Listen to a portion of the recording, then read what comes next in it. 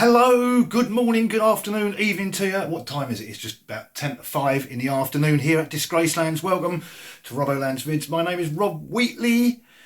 Yes, new guitar yesterday. Look, you can see a bit of it there. Did you guess what it was? Mick, you got it right.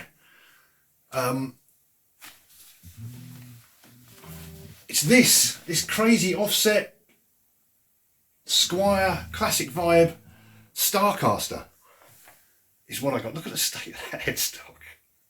It's even worse on the camera because it looks absolutely massive. But it is, it's colossal. It's I got this yesterday. I've been thrashing the hell out of it. Keen-eyed among you that know about these things might realise that it's got different volume and tone knobs on it, because the volume and tone knobs, one major criticism, the volume and tone knobs that come on it, two criticisms. One, the volume and tone controls that come on it are these things, right? And you can see, I don't know if you can tell, but they just look so cheap and tacky. They're the cheapest, crappiest plastic known to man, and they just look so bad on there. For some reason, they just look so bad. I couldn't sleep. I had to get up and find a guitar with 4 different knobs on. So these are off my original old satellite Les Paul that I've had since 1983, and I don't know what knobs and buttons. Anyway, they're different. They look much better. The other criticism about this, and then I'll get on to everything else, is the volume and tone controls aren't that great on there anyway. You know, they're not that great. They're sort of a bit all or nothing. But I don't really care. I don't really use that rubbish. So, you know, this new guitar. Here's a quick jam, and then I'll talk to you in a minute, and then we'll do some more stuff, all right? Cool. I don't know why I did that. I'm not going to stop this. I'm just going to carry on. I just did turn it off. Anyway, okay. Yeah.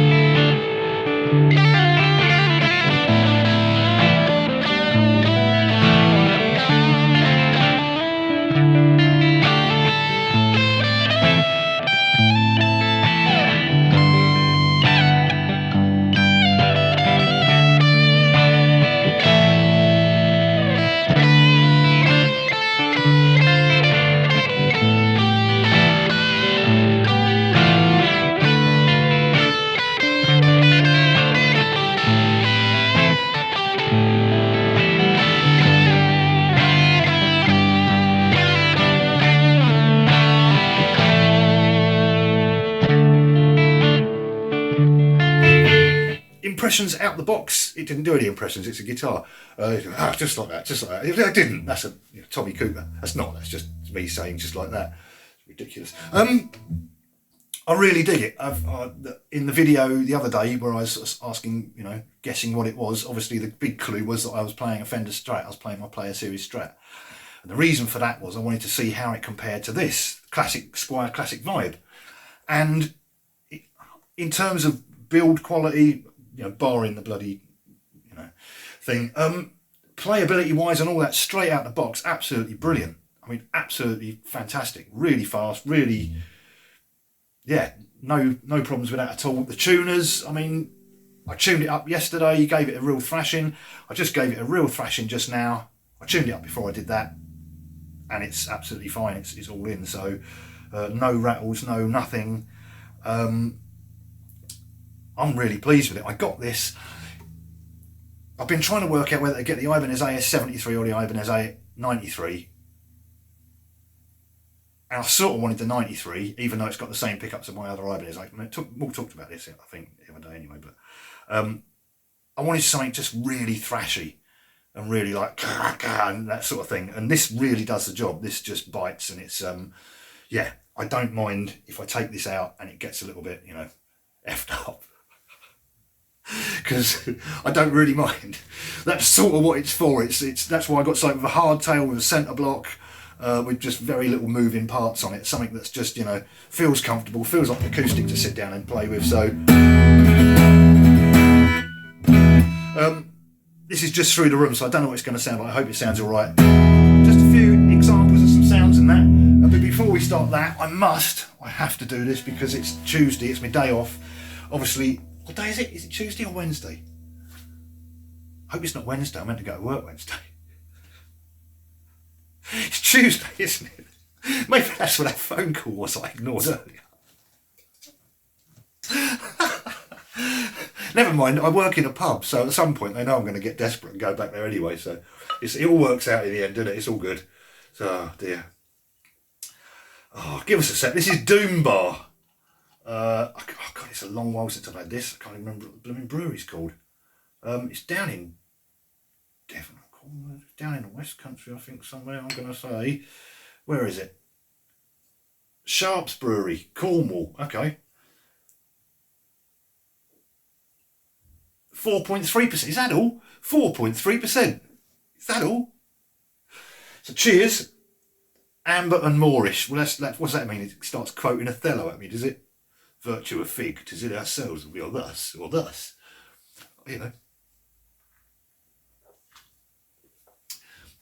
Oh, blimey, very excellent. That will do nicely. Oh, cool. Okay, so there's another little jam coming up at the end where I'm, you know, but just yeah, everything you need to know playability-wise, all that, very nice. It's got unusual sounding pickups.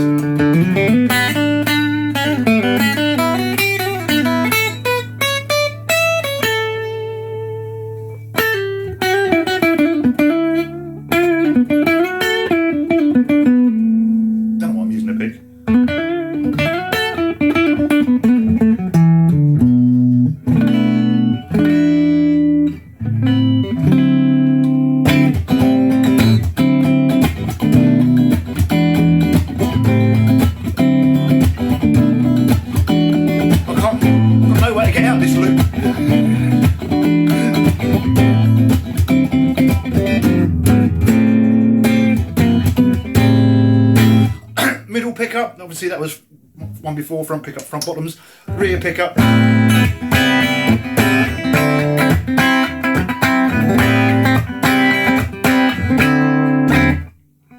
It's got something of that sort of telly-ish quality about it. I'm going to put an amp, preamp thing on. I think I've got a Tweed preamp thing.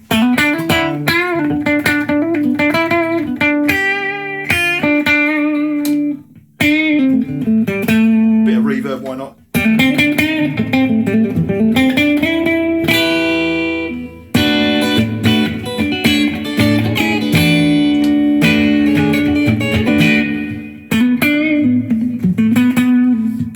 It likes that.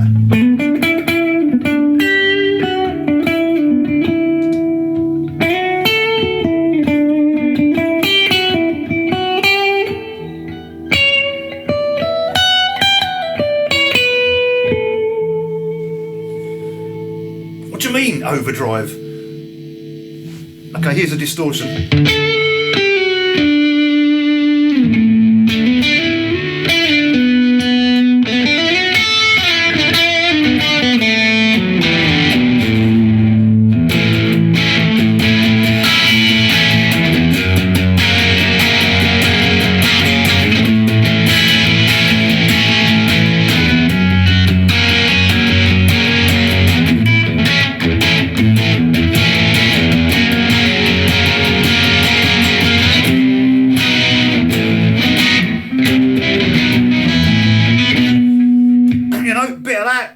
Does that nicely.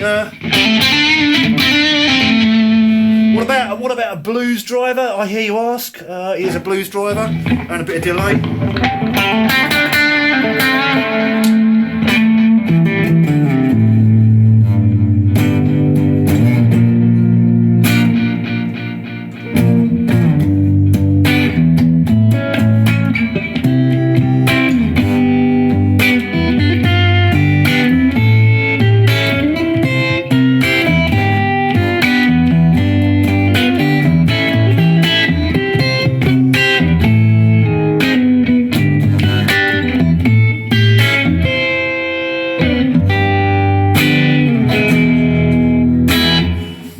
All that stuff. Let's try it with a bit of what else do we want on there? We can have a bit of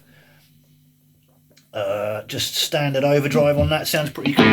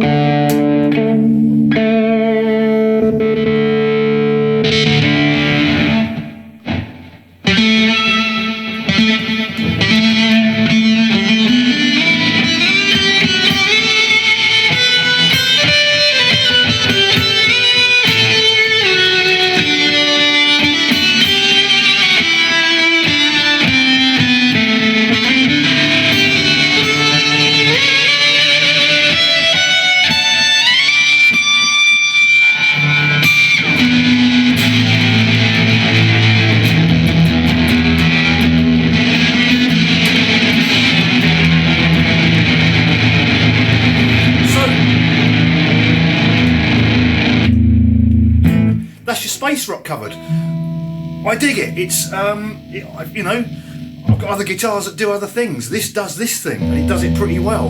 As a thrash machine and as all that sort of stuff, I'm really liking it.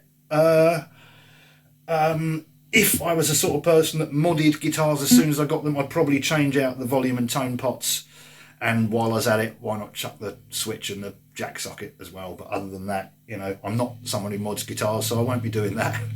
I'll just be playing it until it breaks, which will be years and years and years probably, because as I mentioned in the previous video, I have got one guitar by this manufacturer, and as I mentioned, it's one you probably haven't seen. It's this, my God, it weighs a ton. It's this old thing, this Korean Squier 5-string heavy metal bass. I bet you never thought I'd own one of those, did you? You know, it's a PJ bass, means it's wearing its pyjamas, it's ready for bed. But this thing, well, I've got to put that down, weighs a ton. God almighty! So that's the only other Squier I've got. And then Patrick in the comments of the last one mentioned Epiphone Casino. I have sort of got a Casino. Casino fans, look away now. And I bought it like this. Well, it has got.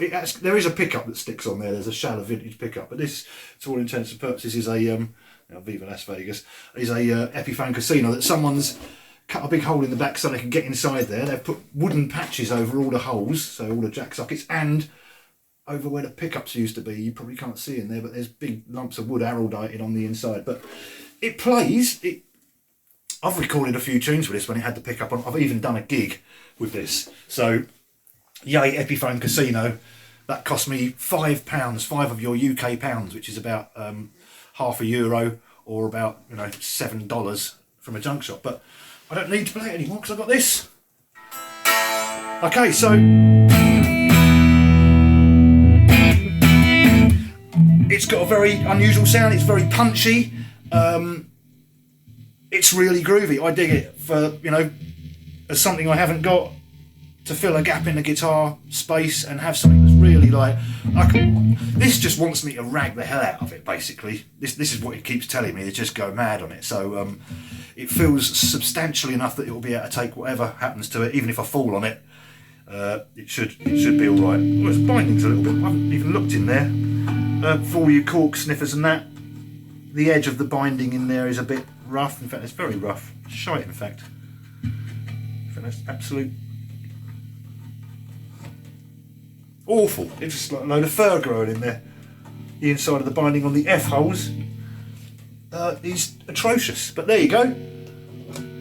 I've only just noticed it, and I won't look in there again. I almost cut myself on it. It's rubbish. But you know, other than that, I don't care. What do you think of the maple finish? I bought this deliberately because it is the plainest looking of the bunch. They do a walnut painted one and they do a sunburst one, and I got this because it seemed the plainest. But it's actually quite, you know, nice contoured thing on the back. And everything. Very cool. So here's another quick jam, and with that, turn it off. Hope you enjoyed that. And yeah, would I recommend them? Why not? You know, I've got one. I dig it. I'm not selling it. I'm not sending it back. I'm going to keep it. And I'm going to thrash the hell out of it. And I'm going to have a lot of fun. And if I ever do go and do anything live jam with some sort of, you know, thing, that will probably be dragged along because, as I say, it's, you know, I could use it as a table. I could use it as a dining table. Probably a bed as well. It's bigger than my sodding bed. The headstock is at any rate. With that, here's another jam. Take care, and I'll see you on the next one, hopefully quite soon. Catch you later. Cheers.